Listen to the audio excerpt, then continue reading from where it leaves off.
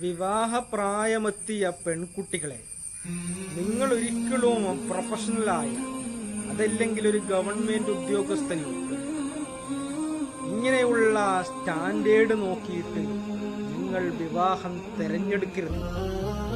കാരണം നിങ്ങൾ പത്രമാധ്യമങ്ങൾ എടുത്ത് നോക്കിയാൽ കാണാൻ പറ്റും, സ്റ്റാറ്റസ് നോക്കിയിട്ടും പണം നോക്കിയിട്ടും ആര് വിവാഹം കഴിച്ചിട്ടുണ്ടോ ആ പെൺകുട്ടികളൊക്കെയും ബുദ്ധിമുട്ടിലാകുന്നത് കാണാൻ പറ്റും.